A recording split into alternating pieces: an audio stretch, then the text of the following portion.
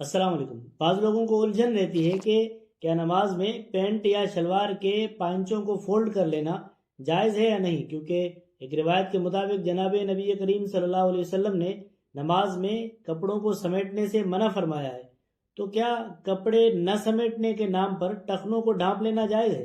سب سے پہلے اصل حکم کو سمجھ لیجئے کہ مرد کے لیے شلوار یا پینٹ کے پائنچے ٹخنوں سے نیچے رکھنا بقصد تکبر حرام ہے، اور بلا قصد تکبر مکروہ تحریمی ہے، یعنی وہ بھی حرام ہے۔ اور یہ کہنا کہ نیت میں تکبر نہیں تھا، یہ بات قابل قبول نہیں ہے، کیونکہ یہ عمل بذات خود متکبرین کی علامت ہے۔ اور یاد رکھیے کہ ٹخنوں کو ڈھانپ لینا نماز اور غیر نماز ہر حال میں ممنوع ہے، جبکہ نماز میں اس کی حرمت مزید شدید ہو جاتی ہے۔ اگر شلوار یا پینٹ لمبی ہو اور ٹخنے چھپ رہے ہو تو نماز سے پہلے ہی پانچے موڑ لینا ضروری ہے۔ اوپر کی طرف سے موڑ لیں تو بہتر ہے، ورنہ نیچے سے بھی فولڈ کر سکتے ہیں۔ اس طرح آپ کو مکروہ تحریمی سے بھی نجات مل جائے گی اور نماز بھی صحیح ہو جائے گی۔ بعض حضرات کہتے ہیں کہ نماز میں کپڑے موڑ لینا حدیث کے خلاف ہے، تو یہاں دو قسم کی غلط فہمیاں پائی جاتی ہیں۔ نمبر ایک، جس حدیث میں کپڑے موڑنے سے منع کیا گیا ہے اس میں بلا وجہ کپڑے موڑنا، یا پھر مٹی سے بچنے کے لیے کپڑوں کو سمیٹنا،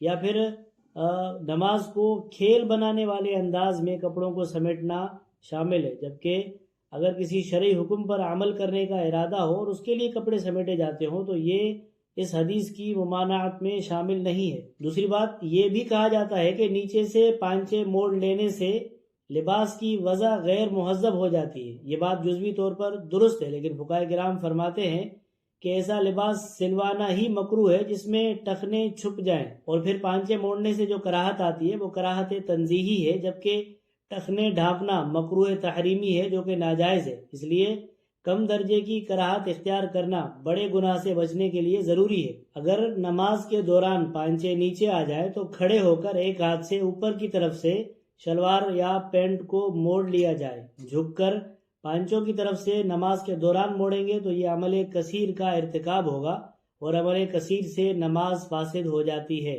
خلاصہ یہ ہے کہ شریعت کے مطابق لباس سلوایا جائے اور ٹخنے ہر حال میں کھلے رکھے جائیں، جبکہ نماز سے پہلے پانچے موڑ لینا خلاف سنت نہیں ہے، بلکہ گناہ سے بچنے کا ذریعہ ہے۔